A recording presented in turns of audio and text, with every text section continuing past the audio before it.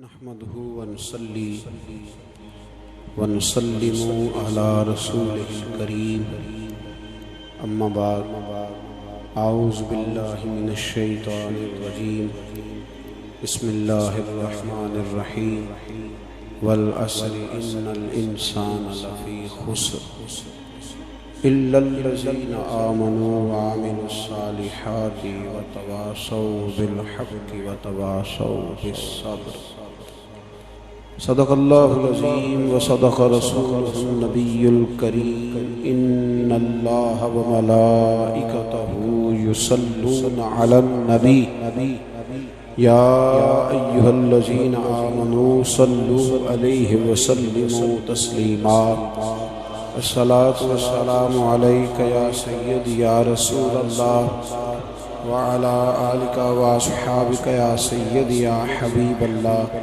الصلاة والسلام علیک یا سیدی یا نبی اللہ وعلی آلک واصحابک یا سیدی یا رحمتا للعالمین اللہم صلی علی سیدنا و مولانا محمد معدن الجود والکرم وآلہ وبارک وسلم۔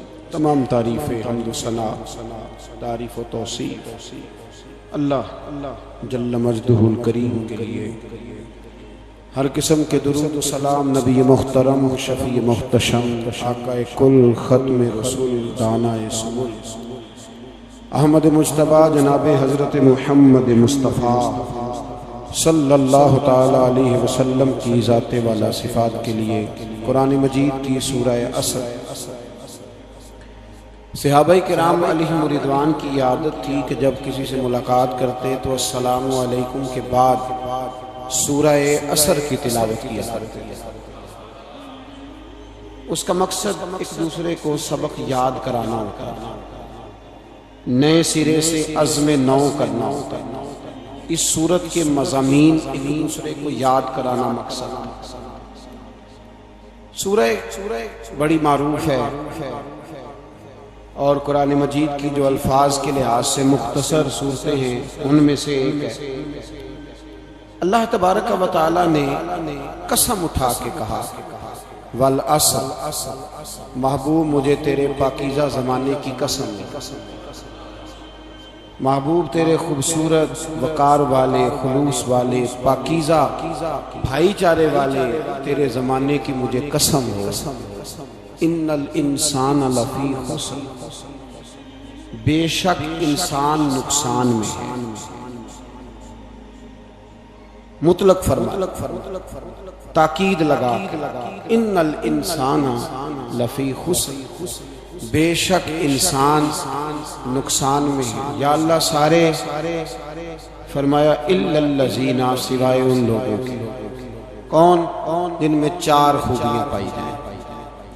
الا الذین آمنوا، ایک تو وہ ایمان لائیں، وعملوا الصالحات، اور پھر نیک اعمال کریں۔ ایمان لائیں، نیک اعمال کریں اور پھر چپ نہ کر جائیں۔ وتواصوا بالحق، پھر حق بات کا اعلان کریں۔ ایمان لائیں، عمل صالح کریں، تیسرا کام کیا کرنا ہے؟ چلیں سارے بولیں گے تو اعلان بھی ہوگا، ایسے تھوڑی ہوگا کہ ایک دو آدمی اعلان کرے تو دنیا جاگ جائے۔ حق بات کا اعلان کرنا، ایمان لانے کے بعد عمل صالح کرنے کے بعد تیسرا حکم کیا ہے؟ آپس میں حق بات کی تلقین کرو، اور حق بات کی تم تلقین کرو اور پھر تمہیں کوئی کہے کچھ نہ، پھر تم پہ ظلم نہ ہو، پھر تمہیں ستایا نہ جائے، یہ کیسے ہو سکتا ہے؟ پھر تم بڑے پاک صاحبزادے پیرزادے علامہ صاحب سیاستدان بیوروکریٹ بن کے بڑی ایک طرف ہو کے آرام سے زندگی گزارو، سارے تم یہ کیسے ہو سکتا ہے؟ وتواصوا بالحق، جب تم حق بات کی نصیحت کرو گے پھر تکلیف آئے گی، پھر کیا کرنا ہے؟ وتواصوا بالصبر، پھر ایک دوسرے کو صبر کی نصیحت بھی کرنا ہے۔ وتواصوا بالحق، ایمان لانے کے بعد عمل صالح کرنے کے بعد تیسرا کام کیا کرنا ہے؟ ایک دوسرے کو حق بات کی نصیحت کرنا، اور پھر رستے میں تکلیف آئے گی، آزمائش آئے گی، پھر کیا کریں؟ وتواصوا بالصبر، پھر صبر کی تلقین بھی کریں۔ یہ قرآن مجید نے چار شرطیں لگائیں فرمایا جس بندے میں یہ 4 خوبیاں پائی جائیں گی اسے اللہ کامیابی عطا فرمائے گا۔ مسلمان کی سوچ کے خلاف ہے یہ بات، یہ قرآن کی فکر کے خلاف ہے کہ اپنی فکر کرو۔ برما کے لیے، کشمیر کے لیے، فلسطین کے لیے بات نہ کرو، اپنی فکر کرو۔ یہ قرآن کی سوچ کے خلاف ہے، یہ قرآن کے پیغام کے خلاف ہے۔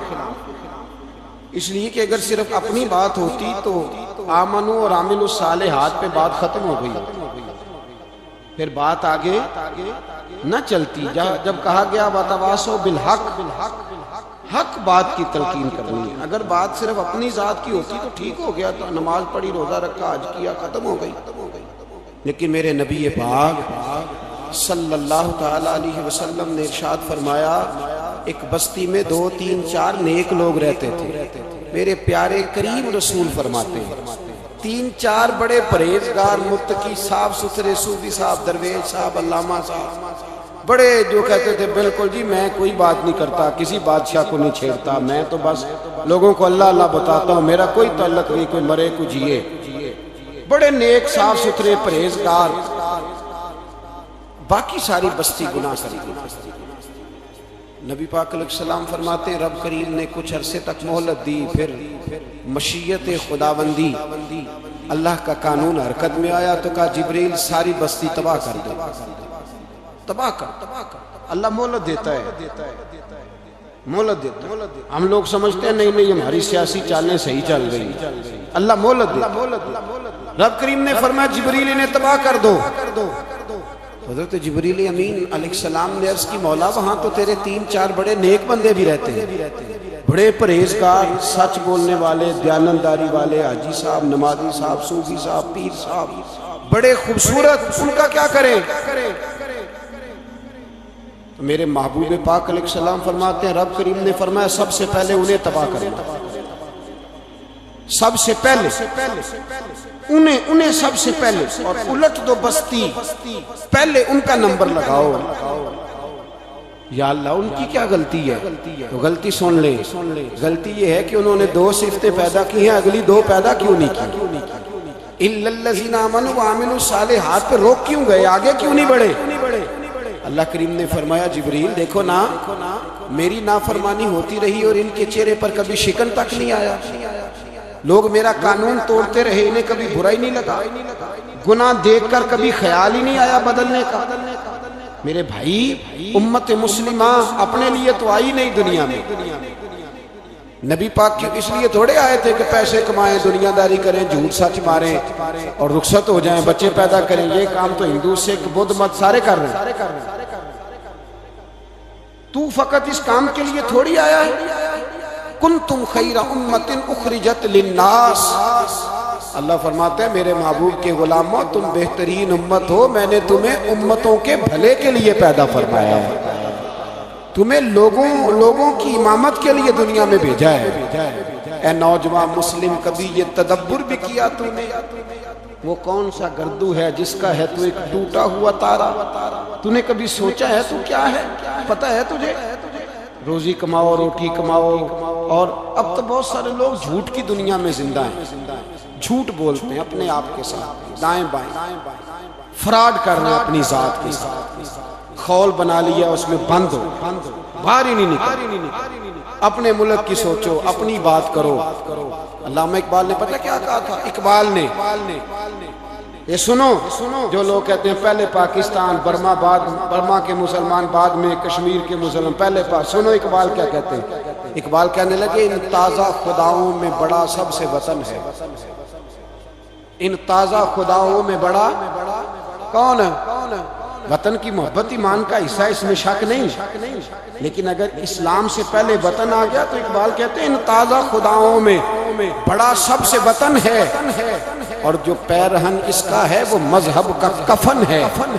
فرماتے ہیں جو وطن اوڑھ لیتا ہے اس نے اپنے مذہب کو دفن کر دیا۔ سب سے پہلے پاکستان نہیں، سب سے پہلے رسول اللہ کا دین ہے، سب سے پہلے قرآن ہے، سب سے پہلے نبی پاک کا فرمان ہے، سب سے پہلے امت مسلمہ ہے۔ ان تازہ خداؤں میں بڑا سب سے وطن ہے، جو پیرہن اس کا ہے وہ مذہب کا کفن ہے۔ پھر اقبال کہنے لگے قوم مذہب سے ہے، مذہب جو نہیں تم بھی نہیں۔ قوم مذہب سے ہے، مذہب جو نہیں، کوئی نہیں سمجھ آ رہی آپ کو میری بات۔ قوم کس سے ہے؟ پاکستانی ہونے سے، پنجابی ہونے سے، سندھی بلوچی پٹھان ہونے سے؟ ہاں، قوم مذہب سے ہے اور مذہب جو نہیں تم بھی نہیں۔ یہ کیسے ہو سکتا ہے کہ مذہب نہ ہو اور بندہ زندہ رہے؟ یہ کیسے ہو سکتا ہے؟ بھائی کافر نے اصل میں جاگ ہی نہیں رہا، میں جاگتا ہی نہیں، میں جیب کی سوچتا ہوں، مسجد کی سوچتا ہوں، خانقاہ کی سوچتا ہوں، مدرسے کی سوچتا ہوں، دکان کی، سارا دن تو اس چکر میں لگا رہتا ہوں لوگوں کو ثابت کرنے میں کہ میں صحیح ہوں باقی غلط ہے۔ میں تو اپنی ذات کے خول سے اٹھ ہی نہیں رہا، اور مجھے یہ اندازہ ہی نہیں کہ لیبیا سارا کٹ گیا، مصر کے ٹکڑے ٹکڑے ہو گئے، مجھے پتہ ہی نہیں کہ شام جس کے بارے میں میرے نبی پاک علیہ السلام نے فرمایا مکے اور مدینے کے بعد اللہ نے سب سے زیادہ برکتیں ملک شام میں رکھی ہیں، اور حضور نے فرمایا جس نے ہجرت کرنی ہے وہ شام جائے۔ اتنا اعلیٰ ملک سارا کٹ گیا، 4,000 ہزار لوگ ایک دن میں قتل ہو گئے، اور میرا گھر آباد ہے نا، کوئی حرج نہیں، وہ کٹتے ہیں تو وہ دور ہیں، کٹتے رہے۔ فلسطین میں ہمارے ہاں معراج کی محفلیں بڑی جم کے ہوتی ہیں، سارے لوگ پڑھتے ہیں سبحان الذی اسریٰ بعبدہ لیلا من المسجد الحرام الی المسجد الاقصی۔ انہیں پوچھو روز قرآن مجید میں مسجد اقصی کا نام لینے والوں تم مسجد اقصی کہتے ہو تو تمہیں اللہ کتنی نیکیاں عطا کرتا ہے، بتاؤ تو صحیح مسجد اقصی کدھر ہے؟ اور اب تو میری طرح کے مولوی آدھی حدیث سناتے ہیں، کہتے ہیں مسجد نبی میں ایک نماز پڑھو تو 50,000 کا ثواب، حرم شریف میں پڑھو تو 1,00,000 کا ثواب۔ مولانا حدیث یہاں سے شروع نہیں ہوتی، کھولو تو صحیح کنز المال، پڑھو مسند امام احمد بن حنبل، حدیث تو یہاں سے شروع ہوتی ہے۔ میرے نبی پاک نے فرمایا مسجد اقصی میں جس نے ایک نماز پڑھی 25,000 کا ثواب، اور میری مسجد میں جس نے ایک نماز پڑھی 50,000 کا ثواب، اور اللہ کے گھر بیت اللہ جس نے پڑھی 1,00,000 کا ثواب۔ مسجد اقصی کا تو ذکر ہی چھوڑ گیا ہے، کیوں؟ وہ مسجد اس کی طرف منہ کر کے 15 سال میرے نبی پاک نے نماز ادا کی۔ کس نے؟ بولیے گا 15 سال تک، 2 ہجری میں 13 سال مکے میں، 2 سال مدینے میں، مسجد اقصی کی طرف جدھر منہ کر کے تیرے اور میرے رسول نماز پڑھتے رہے۔ آج وہ مسجد یہودی کے قبضے میں، کئی جمعے تالا رہتا ہے، وہاں نماز نہیں پڑھنے دی جاتی۔ مجھے کیا لگے اس بات سے؟ میری مسجد میں تھوڑی لگا ہوا ہے۔ ایسی ہوا چلی ہے کہ ہر شخص سوچتا ہے تمام شہر جلے بس ایک میرا گھر نہ جلے۔ بھائی یہ وہ دور ہے جس دور میں ذرا سی بھی کسی شخص کو تکلیف ہوتی ہے تو عالمی میڈیا پہ بات جاتی ہے، موبائل جیبوں میں فوراً تصویریں کیش ہوتی ہیں۔ میں اور آپ، ہمارا اس قوم سے تعلق ہے جس قوم کے بچے کٹ گئے، ذبح ہو گئے، عورتوں کے پستان کاٹ کے برما کے بدھوں نے ان کے کباب بنا کے کھا لیے، چھوٹے چھوٹے بچوں کی لاشیں انہوں نے لٹکا ڈالی۔ اور یہاں میں حکومت کی کیا بات کروں، یہاں کسی سیاستدان کو مکھی کاٹ جائے تو ہمارے پھٹے آباد ہو جاتے ہیں بحث کرنے کے لیے۔ ہمارے اپنے لوگ، عام آدمی نہیں بات کرتا، عام آدمی نہیں نکلتا، عام شخص کو فکر ختم ہو گئی۔ میری بھائی سب سے بڑھ کر بہترین مسجد کے خطیب امام حسین تھے۔ مسجد نبی سے بڑی بھی کوئی مسجد ہوگی جس ممبر پر رسول پاک بیٹھ کے خطبہ دیا کرتے تھے، اور میرے مصطفیٰ کے آستانے سے بڑا بھی کوئی آستانہ ہوگا جس کی سجادگی امام حسین کے پاس۔ کہتے ہیں ہمارا کیا تعلق، ہمیں کیا لگے، جو مرضی ہوتا پھرے۔ امام علی مقام آرام سے مسجد نبی میں بیٹھے تھے، زمانہ پوری دنیا سے جاتا تھا، ہاتھ چومتا تھا، قدموں میں بیٹھتا تھا۔ اتنے بڑی عظمت والی بھی کوئی شخصیت ہوگی جس کے رگوں میں رسول اللہ کا خون دوڑتا ہے، جسے حضور اپنی زبان مبارک اس طرح وہ چوسا کرتے تھے جیسے عرب کے لوگ پیاس کے عالم میں کھجور چوسا کرتے تھے۔ اتنا بڑا بھی کچھ شخص تھا، لیکن جب دین پہ کڑا وقت آیا تو حسین نے مسجد کی خطابت نہیں بچائی، آستانہ نہیں بچایا۔ امام علی مقام نے کہا کوفہ لٹتا ہے تو لٹتا رہے، دمشق میں فساد ہوتا ہے تو ہوتا رہے، وہ ملک شام کی بچیاں رو رہی ہیں تو روتی رہیں کہ ہم پہ یزید قابض ہو گیا، میری مسجد آباد ہے، کافی ہے۔ نا امام حسین نکلے اور نکل کے کہنے لگے جنت البقیع والی جگہ پہ کھڑے ہو کہ یا رسول اللہ میں جا رہا ہوں اور آپ کے لیے جا رہا ہوں، اس لیے کہ مجھے اس شام کو بچانا ہے جس شام میں رسول اللہ کا کلمہ پڑھنے والے لوگ بستے ہیں، مجھے کوفہ دمشق مصر کے لوگوں کو بچانا ہے، نانا تیرے کرم کے خزینے کی خیر ہو، میں جا رہا ہوں تیرے مدینے کی خیر ہو۔ نکل کھڑے ہوئے امام علی مقام، میدان میں نکلے، کس کے خلاف؟ بولے کون تھا یزید؟ مسلمان تھا۔ اس وقت تک تو سب نے مسلمان لکھا ہے، جس نے کافر کا شہادت امام حسین کے بعد کا جرم کیا تھا؟ میری گردن جھک جاتی ہے جب میں یہ بات کرتا ہوں، ایمانداری سے کہہ رہا ہوں، جوش خطابت نہیں، میری گردن جھکتی ہے جب میں یہ لفظ ادا کرتا ہوں۔ امام علی مقام اس شخص کے خلاف نکلے، سارے خطبے امام حسین کے پڑھ کے دیکھو، امام حسین نے فرمایا یزید شرابی ہے، شرابی مسلمانوں کا حکمران ہو سکتا؟ آپ نہ بولیں بے شک، پر بات تو سچی ہے نا۔ امام حسین نے فرمایا شرابی کو ووٹ دیا جا سکتا؟ فرمایا رنڈیوں کا ناچ دیکھتا ہے جو مجرے دیکھے، جو رنڈیوں کے ناچ دیکھے وہ مسلمانوں کا حکمران ہو سکتا؟ امام حسین میدان میں نکلے اور 18 سال کے علی اکبر سے لے کر 6 مہینے کا علی اصغر دے دیا، لیکن شرابی کو برداشت، بے حیا کو برداشت تو میں کیسے کرتے؟ دوستی قاتل سے بھی، مقتول سے یارانہ بھی، اپنی جیب سے فلک سے چھپا کے ظالموں جابروں بدماشوں کو ووٹ دیتے ہو۔ امام حسین کو تیری دیگ کی ضرورت ہے جو تو 10 محرم پہ پکاتا ہے، چاولوں کی ضرورت ہے جو تو نے 9 محرم کو پکائے، ان کو اس بریانی کی عادت تھی جو تو نے پکائی ہے۔ میرے گھر میں فلاں M N A M P A صاحب آ گئے تھے، امام حسین کے گھر کے اندر یزید نے پیغام بھیجا، اس نے کہا جیسے کہو گے کر لوں گا، جتنے پیسے کہو گے دے دوں گا، جتنی مسجدیں کہو گے بنوا دوں گا، جتنے ادارے کہو گے تعمیر ہو جائے، مجھے نہ چھیڑو۔ آپ نے فرمایا نا، مسجد مدرسے اس وقت آباد رہتے ہیں جب حکمران صحیح ہوتے ہیں، اور جب حکومتیں غلط ہوتی ہیں تو پھر مساجد آباد، پھر مدارس کی آباد کاری ہو ہی نہیں سکتی۔ میں دین میں نیا رکھنا کھول دوں؟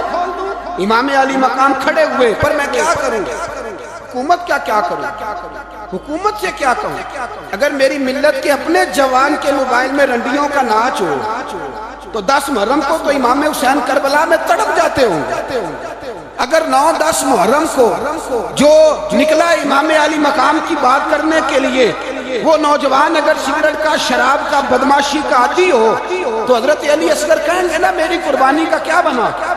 وہ تو نکلے تھے عریانی اور فحاشی کے خلاف، اور اگر ملت کا جوان روز چوک میں کھڑے ہو کے لڑکیوں کو تاڑتا ہو تو حضرت علی اکبر تو اپنی قبر میں روتے ہوں گے کہ یہ اس قوم کے لیے جان دے دی جو آج جزیدی طریقوں پہ عمل کر رہی ہے، جو ساری رات گند دیکھ کے سوتی ہے، جو ساری رات بے حیائی، فحاشی اور عریانی میں لگی رہتی ہے، ان لوگوں کے لیے جان دے دی۔ اتنا ظلم ان شہیدوں کے ساتھ، اور 10 محرم کو دیگ پکا کے کہتا ہے میں امام حسین کا ماننے والا ہوں، میں امام علی مقام سے پیار کرنے والا ہوں۔ نہ بھائی، نہ دو رنگی چھوڑ کے یک رنگ ہو جا، سراسر موم ہو جا یا سنگ ہو جا، امت مسلمہ کو بیدار ہونا پڑے گا۔ امام علی مقام میدان میں نکلے، ڈٹ کے نکلے، اور امام نے فرمایا میدان میں نکل کر کہ میرا وطن مدینہ ہے، میرا وطن مدینہ ہے، پر مدینہ بعد میں، رسول اللہ کا دین پہلے۔ تو پاکستان کی بات کرتا ہے؟ امام علی مقام نے فرمایا مدینے کی شریعت بعد میں، رسول اللہ کا دین پہلے، اور تیرے تو بچے عام سے ہیں۔ امام حسین نے فرمایا میری گود میں جو بچے ہیں وہ رسول اللہ کے نواسے ہیں، پر بچے بعد میں، نبی پاک کا دین پہلے۔ آپ نے فرمایا تیری بیٹی بڑی باوقار ہوگی، اس کی بڑی عزت ہے، تو کہتا ہے بیٹی کی وجہ سے بلیک میل ہو گیا، لیکن جو شان خدا نے حسین کی بیٹی کو عطا فرمائی، جن بچیوں کا سر کا بال ننگا ہو جائے، سر کا بال ننگا ہو جائے، تو امام شورانی فرمایا کرتے تھے اگر مدینے میں کسی سید زادی کے سر کا بال ننگا ہوتا تھا تو سورج اپنا منہ چھپا لیا۔ سورج چھپ جاتا تھا بادلوں کی اوٹ میں، اور مدینے والے سمجھ لیتے تھے کہ گھر میں کام کرتے کرتے کسی سیدزادی کے سر کا کوئی بال ننگا ہو گیا، ان شہزادیوں کا اتنا وقار۔ اور امام علی مقام نے فرمایا بیٹیوں کی فکر بعد میں، رسول اللہ کا دین پہلے رسول اللہ کا دین۔ قوم مذہب سے ہے، مذہب جو نہیں تم بھی نہیں۔ یاد رکھ میرے بھائی، امام علی مقام رضی اللہ تعالیٰ عنہ نے میدان میں نکل کر پہلے مذہب کی بات کی، اور آج دین نبی دا وانگ یتیمہ رووے تے کو لاوے آکھے میں کتھوں لبا عمر بہادر، میں کتھوں لبا عمر بہادر جیڑا مینوں سینے لاوے، معصوم بچے معصوم۔ آج تک کدھر ہے تمہارا اقوام متحدہ؟ بلاؤ نا اسے، بھیک مانگتے پھرتے ہو کافروں سے، بھیک مانگتے ہو۔ بچہ شام کو گھر نہ آئے تو ماں دروازے پہ نظر لگا کہتی بیٹے ٹائم پہ آ جایا کر، مجھے نیند نہیں آتی، وقت پہ۔ برما کی اس ماں سے بھی جا کے پوچھو جس کا بچہ پلٹ کے آئے کوئی نہیں، آیا ہی نہیں، اس سے بھی پوچھ۔ بچے نے آدھی رات کو روٹی مانگ لی تو فالج زدہ ماں کو فالج تھا، وہ رینگتی ہوئی اٹھی اور اس نے اپنے لال کو روٹی پکا کے دی۔ باپ کہتا رہا چل چھوڑ، سو جا بیٹے، تیری اماں اس نے کہا نہیں مجھے نیند نہیں آتی، بیٹا بھوکا ہے۔ اس ماں سے بھی کبھی پوچھ، اس ماں سے جو بنگلہ دیش کے خیمے میں بیٹھی ہے تو بی بی سی لندن کا رپورٹر کہتا ہے کہ تیری خواہش کیا ہے؟ کہتی کوئی بھی نہیں، چلو 2 دن کے بعد ہی صحیح میرے بیٹے کو ایک روٹی دے جایا کرو، روٹی مانگتا ہے مجھ سے، میں کدھر سے لاؤں؟ یہ لوارث قوم ہے۔ میں حکمران سے جا کے بات کروں جب میرا اپنا نمازی مسلمان کہتا ہے پہلے پاکستان کے بچے تو پال لو؟ میرے بھائی مجھے خبر ہی نہیں، یہ تو جانا تو کبھی گنبد خضرا پہ، تو میرے مصطفیٰ نے فرمایا من ازا مسلم فقد ازانی، فرمایا جب میرا مسلمان تکلیف میں ہوتا ہے تو میں گنبد میں تکلیف میں ہوتا ہوں، مجھے درد ہوتا ہے، مجھے اذیت ہوتی ہے۔ پوچھ جا کے محبوب پاک سے میرے عزیز، کسی کو غم ہی نہیں ان لوگوں کا، کسی کو پرواہ ہی نہیں، کچھ سوچتا ہی نہیں ان کے بارے میں۔ میں اپنے گھر میں مست ہوں، آپ اپنے گھر میں مست ہیں۔ میرے رسول اللہ کی امت لٹ گئی ساری، جگہ جگہ تباہی، ایک انچ دھرتی پر زمین ایسی نہیں جو کافر کی ہو اور خون بہتا ہو۔ ایک ریمنڈ ڈیوس امریکی کتا یہاں بند تھا مسلمانوں کے قتل میں، انہیں اپنی قوم کی اتنی فکر تھی وہ راتوں رات چھڑا کے لے گئے، لیکن میری اور تیری بہن عافیہ صدیقیہ سالوں سے بند ہے۔ تڑپ کے پوچھا ہے مسلمانوں نے کہ اس کی غلطی تو بتاؤ، اس کا قصور نہیں پر وہ بند ہے، کوئی نہیں بات کرنے والا، کوئی نہیں۔ مسجد جانے جمعہ تو پڑھانا ہے، اس میں غرض نہیں درد ہے کہ نہیں، کہ اس میں تو اتنا پتہ ہے 1 گھنٹے تقریر ہے کرنی ہے۔ پیر صاحب صبح سے شام تک تعویذ لکھتے ہیں، سیاستدان صبح سے شام تک جنازہ بھی تب پڑھتا ہے کہ مجھے ووٹ ملے گا۔ تاجر کہتا ہے بس دکان چلنی چاہیے، مر جائے میری طرف سے ساری دنیا، بس کرو، اس خول سے باہر نکلو۔ اے نوجوان مسلم، کبھی یہ تدبر بھی کیا تو نے وہ کون سا گردوں ہے جس کا ہے تو ایک ٹوٹا ہوا تارا؟ تو نے سوچا ہی نہیں کبھی، تجھے کبھی خبر ہی نہیں ہوئی کہ یہ کس قدر بڑا کام تھا؟ میرے رسول پاک صلی اللہ علیہ وسلم کے غلاموں جاگو۔ میں دعائی دیتا پھرتا ہوں، میں کہتا ہوں جٹ بن کے بڑا جی لیا، بٹ رائیں انصاری بن کے بڑا جیا، بس کر دو بس کر دو، اب مسلمان بن کے جینے سے، اب اپنی پہچان رسول اللہ کی غلامی بناؤ، اب کہو پہلے دین باقی ہر چیز بعد میں، بس کرو، بہت ہو چکا ہمارے ساتھ، اب تھوڑا جاگو۔ میں بہت ساری باتیں دل میں لے کے آیا تھا جو آپ سے کرنی تھی، پر یہ لفظ ہیں کہ ٹوٹتے ہی جا رہے ہیں، بات ہے کہ سمت کا تعین ہی نہیں ہو پا رہا۔ میرے بھائی میں تو کبھی کبھی سوچتا ہوں لگتا ہے رب بھی ناراض ہو گیا اور ہمیں منانے کا طریقہ بھی بھول گیا، نہ ہماری مسجدوں میں تہجد پڑھی جاتی ہے، نہ کسی کو نماز توبہ یاد رہی، نہ کوئی استسقاء والا، کوئی نہیں۔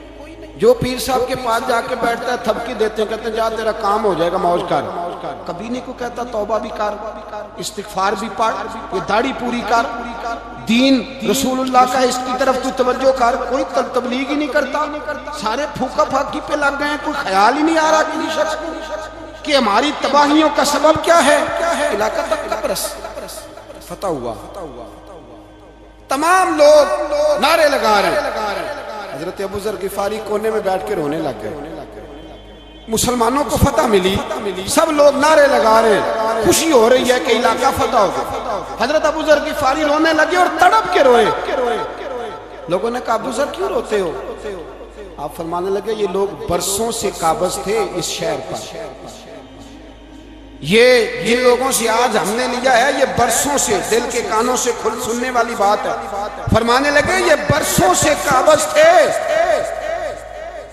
انہوں نے اللہ کی نافرمانی کی ہے تو آج علاقہ ان کے ہاتھوں سے نکل گیا ہے، میں رو اس لیے رہا ہوں کہ خدایا کہیں ہم سے بھی نافرمانی نہ ہو اور یہ ہمارے ہاتھوں سے بھی نہ نکل گیا، شام نکل نہیں گیا ہمارے ہاتھوں سے، لیبیا نکل گیا، مصر نکل گیا، عراق نکل گیا، افغانستان نکل گیا، اور اگر دیکھو تو بالواسطہ بلا واسطہ ہر جگہ کافر کا ڈیرا، وہ رو رہے ہیں، کہتے ہیں جب قوم اللہ کی نافرمانی کرتی ہے تو علاقے نکل جاتے، تڑپ رہے ہیں، مجھے کوئی فکر نہیں، کوئی نہیں رویا مصر کے جانے پر، کوئی نہیں رویا لیبیا کی تباہی پر، شام کے بچوں پہ کوئی نہیں رویا، ہم لوگ یہاں عید مناتے رہے، عید پر لوگ نئے کپڑے لیتے رہے اور برما کے مسلمانوں کو کفن تک نصیب نہ ہوا، کوئی نہیں تڑپا ان لوگوں پر، کسی کو خیال نہیں آیا۔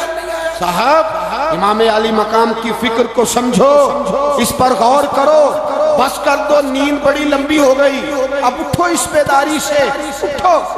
جب قومیں نافرمانی کرتی ہیں تو ملک چھن جاتے ہیں، اور کافر باری باری کر کے باریاں لگا رہا ہے، باری باری تمہیں کئی دفعہ دھمکیاں دے چکا ہے، وہ تمہارا نمبر کئی دفعہ لگا چکا ہے، اب خواب غفلت سے اٹھ جاؤ، آگ پیروں تک آ گئی ہے، ایسا نہ ہو جلا ڈالے سارا کچھ۔ حضرت سیدنا ابو ذر غفاری رو کے فرمایا کرتے تھے جب تم نافرمانیاں کرو گے تو علاقے تمہارے ہاتھوں سے نکل جائیں گے، سو نکل گئے۔ غوث اعظم کے بغداد پہ کئی دفعہ بم گرے، مولا علی شیر خدا کا شہر نجف کئی دفعہ بم کی نظر ہوا، امام علی مقام کے کربلا میں اب تک کئی دفعہ جنگیں ہو چکی، اس لیے کہ ہم نافرمانی کرتے ہیں علاقے چھن جاتے ہیں۔ دوسری بات یہ کہ پھر ہمیں وہ طریقہ بھی نہیں آتا جس سے رب کو منایا جاتا ہے۔ آپ یقین کریں مسلمان پہ ایک 5 وقت کی نماز ہے وہ بھی بوجھ ہے، 2.5 گھنٹے کی تقریر اور 5 منٹ کی جماعت میں لوگ بھاگتے پھرتے، بڑا مشکل ہے۔ آج تک مسلمان ایک 5 وقتہ نماز پڑھنے کے لیے بہانے ڈھونڈ رہا ہے، ابھی تک۔ تو وہ مسلمان کہاں سے آئیں گے جو رات رویا کرتے تھے، راتوں کو اٹھ کے روتے تھے تو سویرے اللہ کافر کے مقابلے میں اتنی مدد کرتا تھا کہ 10 مسلمان لاکھوں کو بھگا دیا کرتے، اس لیے کہ مدد کس کی شامل ہوتی تھی؟ بول کے بتائیے کون مدد کرتا تھا؟ کیونکہ دیکھیں نا یہ ہمیں طریقہ بتایا نبی پاک، اللہ حضور سے راضی تھا کہ نہیں؟ یار اس پہ جلدی جلدی بولو، اللہ راضی تھا نا؟ تو بدر کی رات حضور کیا کرتے رہے ساری رات؟ ساتھ نہیں تھا اللہ؟ وہ تو وہاں سے فرما رہا ہے غار ثور سے ان اللہ معنا، محبوب کہہ دے کہ اللہ تیرے ساتھ ہے، وہاں سے محبوب کہہ رہے ہیں اللہ ہمارے ساتھ ہے، وہاں سے اللہ ساتھ تھا، پر ساری رات بدر کی ساری رات، اور دعا کا رنگ کیا تھا؟ حضرت ابوبکر صدیق فرماتے ہیں حضور نے ہاتھ اٹھائے، اللہ یہ میرے 313 ہیں، میں کل کمائی لے کے آئی ہوں، اے اللہ میری کل کمائی، اگر یہ ہلاک ہو گئے تو قیامت تک کون تیری عبادت کرے، اے اللہ مدد فرما۔ اور حضور مناتے ہیں رب کو، کہتے ہیں یا اللہ تو نے وعدہ نہیں کیا تھا تو مدد کرے گا، یا اللہ تیرا وعدہ نہیں تھا تو کامیابی دے گا، یا اللہ تو نے ساری رات مناتے گزر گئی، ساری رات۔ صبح کا اجالا چمکا تو حضرت ابوبکر فرماتے اتنا لمبا سجدہ کیا، حضور سجدے میں تھے، میں دیکھتے دیکھتے تھک گیا، میں سجدے کی حالت میں ہی حضور پر لیٹ گیا، لپٹ گیا، میں نے کہا محبوبہ سار اٹھائیں، وہ دیکھیں اللہ نے مدد نازل فرما بھی دی، اٹھائیے حضور نے اللہ کو منایا، نبی پاک منایا کرتے تھے، ہم اب سجدوں میں بھی نہیں جاتے، اتنی سو گئی امت سجدوں تقریروں سے انقلاب لانا چاہتے ہیں، ہم خالی نعروں سے انقلاب برپا کرنا چاہتے ہیں۔ لوگ جب روتے تھے بوڑھے لوگ سجدوں میں، عالم فاضل صوفی کی تو کیا بات ہے نا، وہ تو اللہ کے نمائندے ہیں کہ جس کے صرف سفید بال ہو جائیں۔ میرے نبی پاک علیہ السلام نے فرمایا رب تو ان کی بڑی عزت کرتا ہے، ان کی بڑی۔ اور میرے نبی پاک نے فرمایا گناہگار مومن بھی جب دعا کے لیے ہاتھ اٹھاتا ہے اللہ فرماتا ہے فرشتوں اسے خالی نہ لوٹانا، مجھے شرم آتی ہے سے خالی، پر تو اٹھاتا ہی نہیں، تو اسے مناتا ہی نہیں، تو کبھی لپٹا ہی نہیں، تو نے کبھی کہا ہی نہیں کہ یا اللہ آ میں تجھے لے جاؤں۔ حضرت سعد بن ابی وقاص کے پاس قادسیہ کی جنگ ہو رہی تھی، کافر بلا رہا تھا آؤ اگر کوئی ہے تو آؤ، آؤ مقابلے میں۔ حضرت سعد بن ابی وقاص نے گھوڑے دوڑا دیے، دشت تو دشت ہیں صحرا بھی نہ چھوڑے ہم نے، بحر ظلمات میں دوڑا دیے گھوڑے ہم نے۔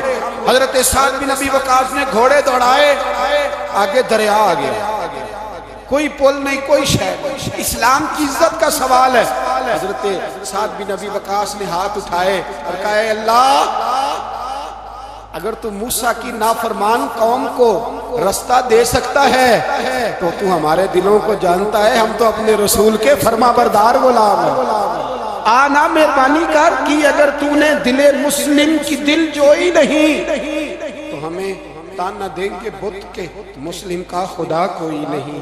کہا اے اللہ مہربانی فرما اگر تو حضرت وَإِذْ فَرَقْنَا بِكُمُ الْبَحْرَ فَأَنْجَيْنَاكُمْ وَأَغْرَقْنَا آلَ فِرْعَوْنَ، اگر تو حضرت موسیٰ کی قوم کے لیے دریا پھاڑ سکتا ہے تو ہم تو نبی پاک کے غلام ہیں۔ صحابہ کہتے ہیں جناب سعد نے دعا مانگی تو دریا نے رستہ عطا فرما دیا۔ یار تو دعا بھی نہیں مانگتا، حضور نے فرمایا دعا صلاح المومن، دعا مومن کا ہتھیار ہے، تو نے یہ بھی چھوڑ دیا ہے۔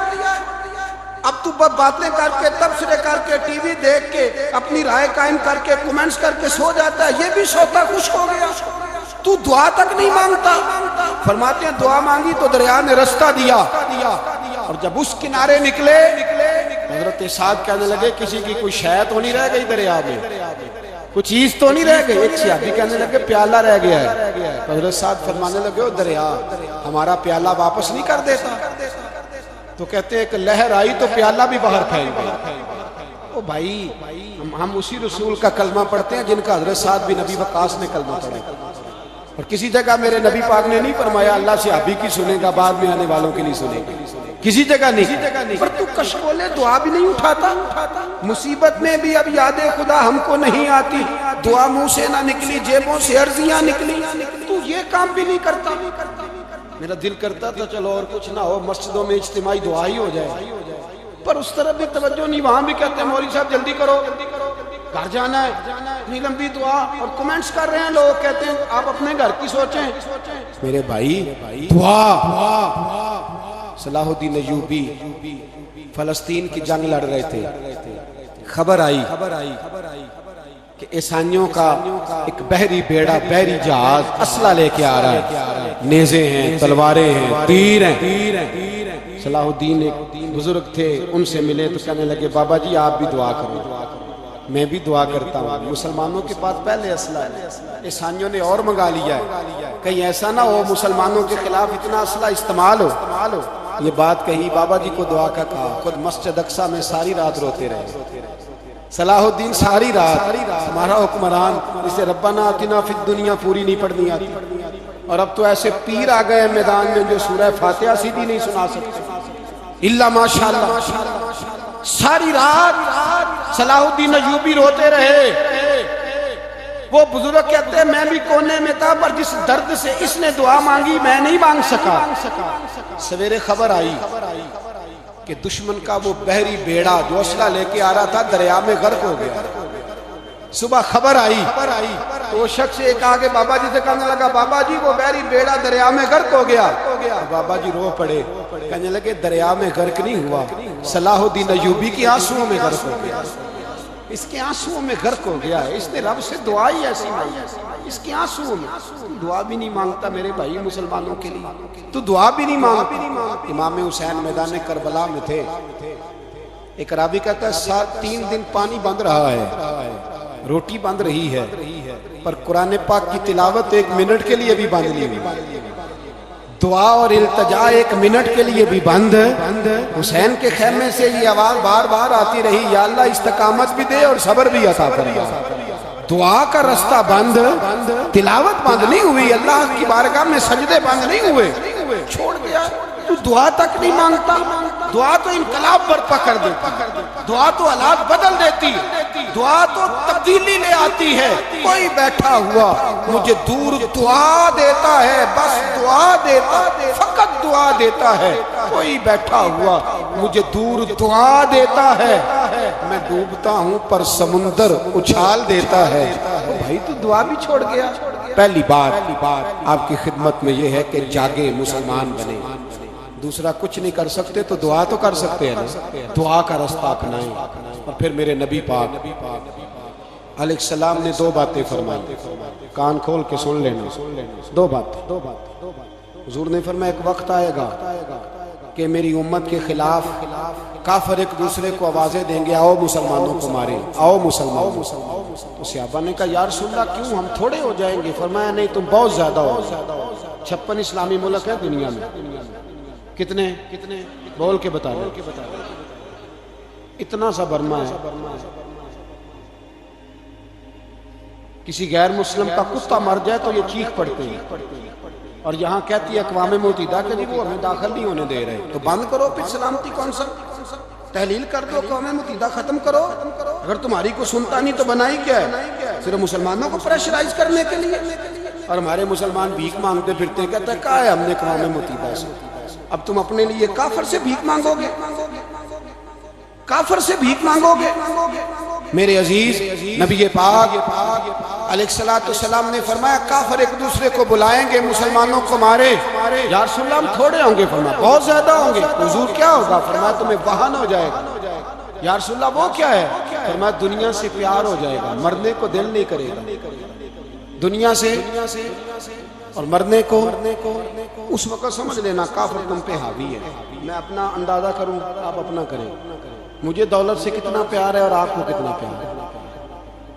جھاگ کے سنیں یہ لفظ رسول پاک کے صلی اللہ علیہ وسلم۔ حضور نے فرمایا جب تجھے دنیا سے پیار ہو جائے، دولت سے پیار ہو جائے، اقتدار سے پیار ہو جائے، اور جب تجھے موت بری لگنے لگے، تیرا مرنے کو دل نہ کرے، پھر کافر تیرے اوپر چڑھ آئے گا۔ آج دولت ہی تو رہ گئی ہے، باقی بچا کیا ہے؟ میں اکثر کہتا ہوں شادیاں نہیں ہوتی، تجارتیں ہوتی ہیں۔ لڑکی والے کہتے ہیں کہ لڑکا زیور کتنا ڈالے گا، لڑکے والے کہتے ہیں لڑکی جہیز کتنا لائے گی۔ تجارت، ہر جگہ دولت، ہر جگہ پیسہ، ہر جگہ سرمایہ۔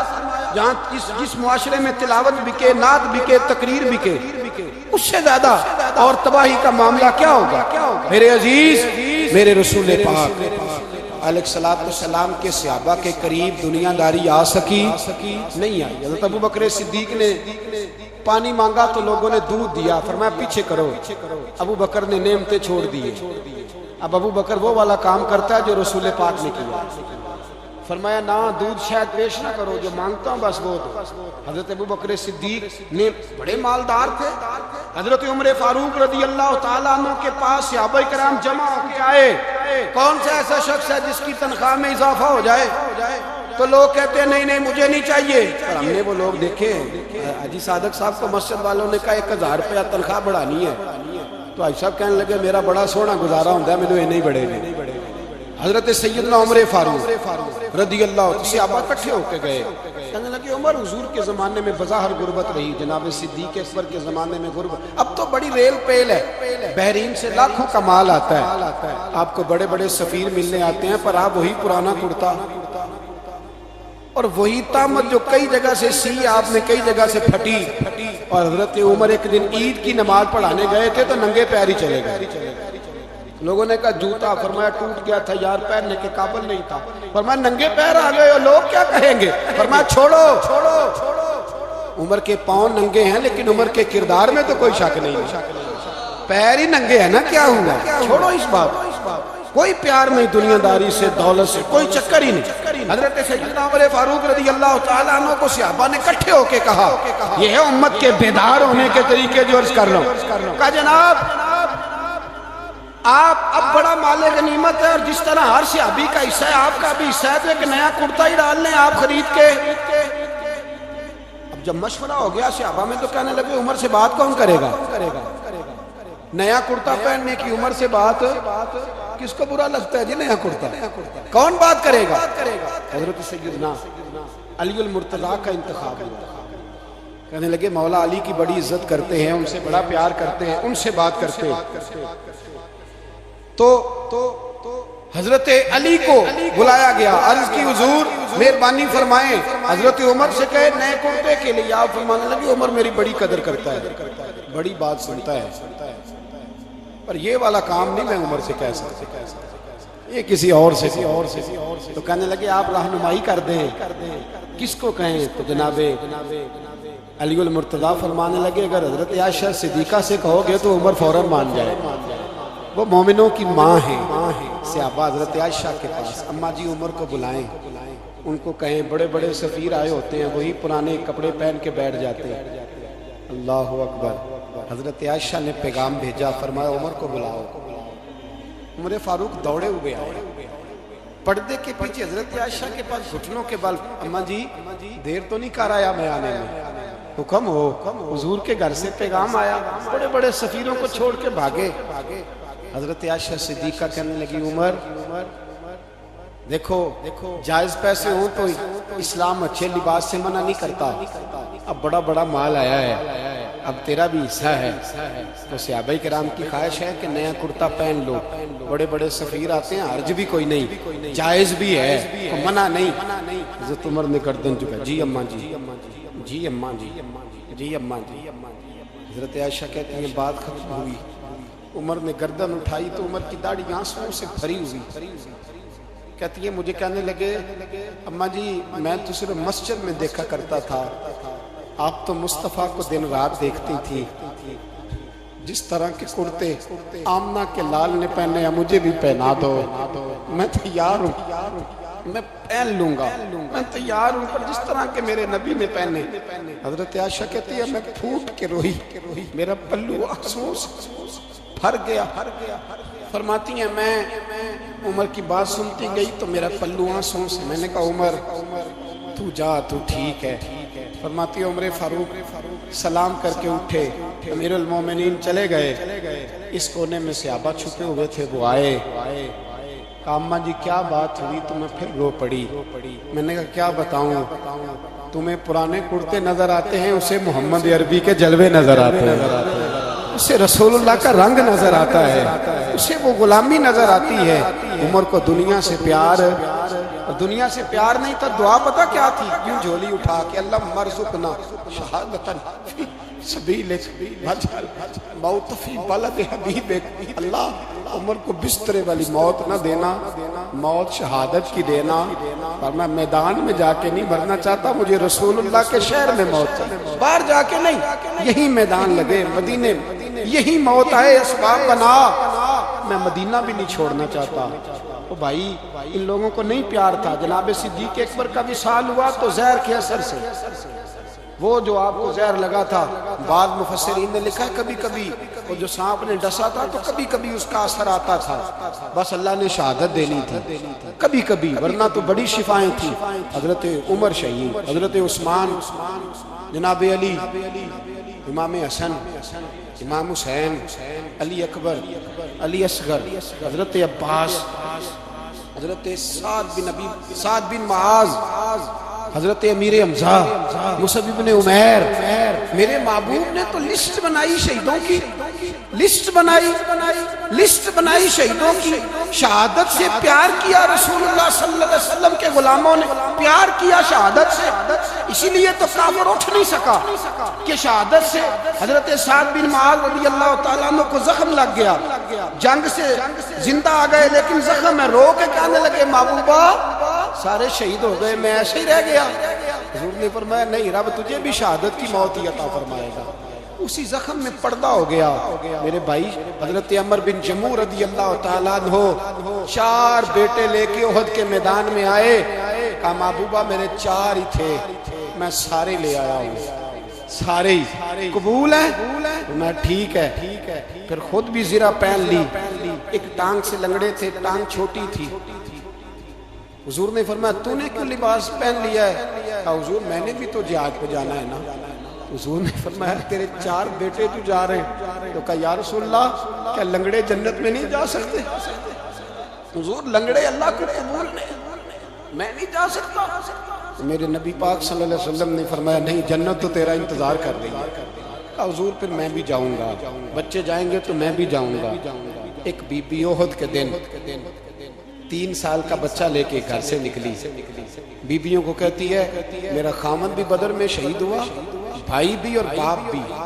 آج حضور نے پھر بلایا ہے. دل کرتا تھا کوئی جوان بیٹا ہوتا تو میں پیش کرتی، پر اب میرے پاس یہ 3 سال کا ہی ہے. بچہ لیا مدینے میں مسجد نبوی میں. حضرت بلال سے کہنے لگی 2 منٹ حضور کا دیدار چاہیے. نبی پاک آئے. کیسے آئی ہو؟ کہنے لگی محبوبہ میں شہید کی بیٹی، شہید کی بہن، شہید کی بیوہ ہوں.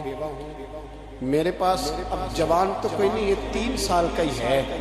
حضور نے مسکرا کے فرمایا یہ کرے گا کیا؟ کرے گا. کہنے لگی حضور سنا ہے اسلحہ تھوڑا ہے، ڈھال کی ضرورت ہے. لوہے کی ڈھال ہوتی تھی، جب تلوار آتی تھی تو آگے کی جاتی تھی. کہا محبوبہ میرا شہید کی اماں بننے کو بڑا دل کرتا ہے، یہ میرا 3 سال کا لے جاؤ، جب تیر آپ کی طرف آیا تو میرا بیٹا آگے کر دینا، یہ ڈھال کا کام تو دے گا نا. ہنستے ہوئے محبوب کی آنکھوں میں آنسو آئے. بچے کو پکڑ کے سینے سے لگایا، ماتھا چوما، فرمایا جا تیرے ساتھ وعدہ ہے قیامت کے دن تجھے شہید کی اماں کہہ کے ہی پکارا جائے گا. وعدہ ہے تیرے ساتھ تجھے شہید کی. میرے بھائی مرنے کو دل ہی نہیں مسلمان. میرے نبی پاک صلی اللہ علیہ وسلم نے فرمایا جس کے دل میں کبھی شہادت کی آرزو پیدا نہیں ہوئی اس کے سینے میں دھڑکنے والا دل مومن کا ہے ہی نہیں، وہ تو منافق ہے. جو کبھی دین کے رستے میں شہید ہونے. میرے بھائیوں دین کو بڑی ضرورت ہے، بڑی ضرورت، بڑی. اے خاصہ خاصان رسول وقت دعا ہے امت پہ تیری آ کے عجب وقت پڑا ہے. وہ دین جو بڑی شان سے نکلا تھا وطن سے، پردیس میں وہ آج غریب الغربا ہے. فریاد ہے اے کشتی امت کے نگہباں، بیڑا یہ تباہی کے قریب آن لگا ہے. اور ایک شاعر قلم توڑ گیا، کہنے لگا تجھ سے فریاد ہے اے گنبد خضرا والے، تجھ سے فریاد ہے اے گنبد خضرا والے، کعبے والوں کو ستاتے ہیں کلیسا والے. تجھ سے فریاد اے گنبد خضرا. اپنے اندر دین کا درد پیدا کرو، ذوق پیدا. مسلمان بن کے جینا سیکھو. جب کوئی برادری پوچھے تو کہو میں محمدی ہوتا، میں مصطفی ہوتا، میں رسول اللہ کا غلام ہوں، میں پہلے مسلمان ہوں، باقی کچھ بعد میں ہوں. خدا را اپنے گھر میں پردہ کراؤ، خدا را رزق حلال کھاؤ. اگر پردے نہ ہو رزق حلال نہ ہو تو جذبہ جہاد پیدا نہیں ہوتا. خدا را اپنے اندر انقلاب برپا کرو، دین کے لیے جینا سیکھو. دین بڑا تڑپتا ہے، دین بڑا روتا ہے. رسول اللہ آج تجارت کرنے والے ملتے ہیں، آج سیاست کرنے والے ملتے ہیں، دین والے نہیں ملتے، دین کے درد والے نہیں ملتے. اپیل ہے آپ سے آج رات 2 نفل پڑھ کے اور کچھ نہ ہو سکے تو مسلمانوں کے لیے دعا ضرور کر دینا، ان کے لیے دعا ضرور کر دینا. اپنے آپ کو بیدار کرو، بیدار کرو. بھئی میں تو ہم تو آج تک اس لیے ڈر رہے ہیں کہ ہمارا چہرہ ہی نبی پاک جیسا نہیں بن سکا، تو داڑھی رکھنے میں بھی ہم ڈرتے ہیں، نمازی بننے، مسجد آباد کرنے میں، مسلمان کہلانے میں بھی تو خوف ہے. بتلاؤ نا اس سے آگے بات کب چلے گی؟ جہاد کی بات تو بڑی آگے جا کے. بدل جاؤ، رسول اللہ کا غلام بن کے جینا سیکھو. نبی پاک صلی اللہ علیہ وسلم کی غلامی کا پٹا اپنے گلے میں ڈالو. یہی امام حسین کی سوچ ہے، یہی امام علی مقام کا پیغام ہے. اس کو کبھی فراموش نہ کرنا. امام حسین ہمیں بتا گئے سارا کچھ لٹ جائے پر دین کے اندر کوئی نقص واقعہ نہ ہونے پائے. کوئی شرابی، کوئی بے ایمان، کوئی لٹیرا کبھی اس کے سپورٹر نہ بننا. ہمیشہ وہ کسی شاعر نے کہا تھا ہم سے نہ رقم ہوں گے قصیدے یزید کے. کسی نے کہا کسی ظالم نے میری سپورٹ کر، میری بات کر، تو اس نے کہا ہم سے نہ رقم ہوں گے قصیدے یزید کے. کیونکہ ہم لوگ تو حسین کے سیرت نگار ہیں، ہم لوگ تو حسین کے سیرت نگار ہیں۔ یہ محرم کے جو دن ہے یہ انقلاب کے دن ہے، رونے پیٹنے کے نہیں، انقلاب کے دن، جذبوں کی بیداری کے دن، ظلم کی آنکھوں میں آنکھیں ڈالنے کا جذبہ پیدا کرنے کے دن، اس کو اسی رنگ میں لو۔ اے خالق کائنات، اپنے محبوب کی امت پہ رحمت